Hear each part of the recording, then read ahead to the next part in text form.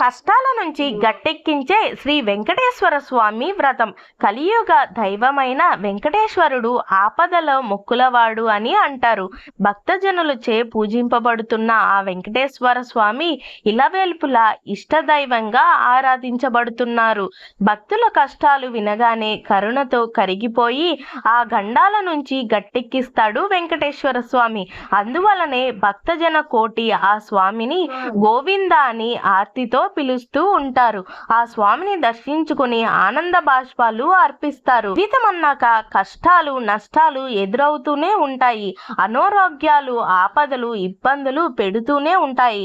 అలాంటి వాటి నుంచి బయటపడాలి అంటే శ్రీ వెంకటేశ్వర స్వామి వ్రతం చేసుకోవడం మంచిదని ఆధ్యాత్మిక గ్రంథాలు చెబుతున్నాయి.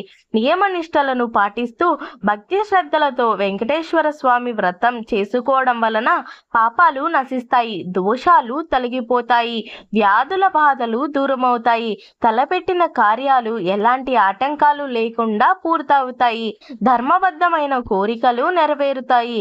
అందువలన కష్టాల నుంచి గట్టెక్కగలుగుతారు. వ్రతకల్పం చేసిన ప్రకారం శ్రీ వెంకటేశ్వర స్వామి వ్రతం చేసుకోవడం వలన స్వామి అనుగ్రహం మనకు తప్పనిసరిగా లభిస్తుంది. ఓం నమో వెంకటేశాయ అని కామెంట్ చేసి ఇప్పుడే నా ఛానల్ని సబ్స్క్రైబ్ చేసుకోండి.